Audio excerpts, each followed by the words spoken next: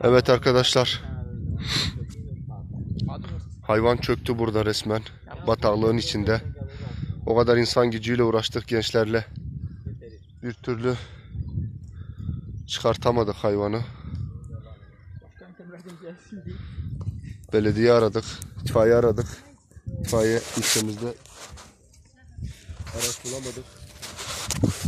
Gördüğünüz gibi arkadaşlar. Siyan. 70 kilo eğer böyle bakıyorsan düşünün, hayvan 330 kilo. Şu anda mağdur kaldı inek. İshak nasıl yapacağız İshak? Buradan traktörle çekeceğiz. Hadi bismillahirrahmanirrahim. Mağduruz. Yallah.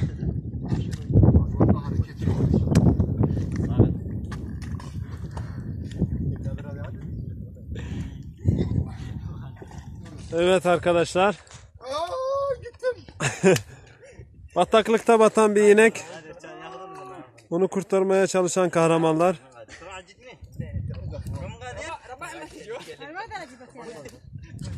Bunu bir yerden vermemiz lazım.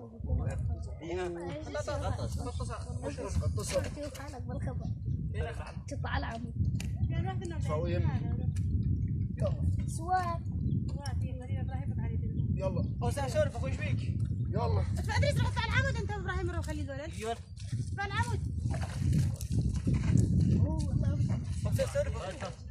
حتى بزبله روح. Evet arkadaşlar, buz gibi dondum. Ayaklarım dondu.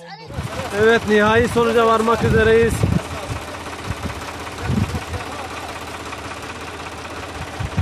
Bakalım olacak mı? Olumlu bir dönüt alacak mıyız uğraşlarımızdan?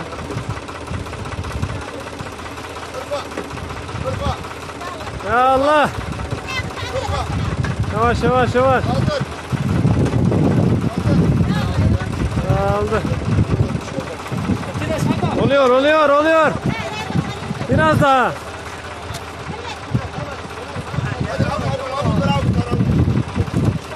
Hadi kaldır.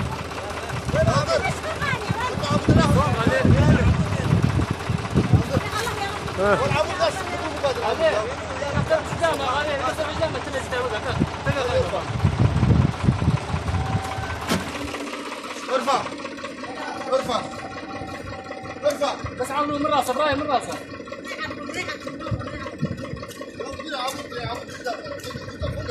Niye tamam efendim? ارفعوا قيزه انه ابراهيم ارفع قيزه ابراهيم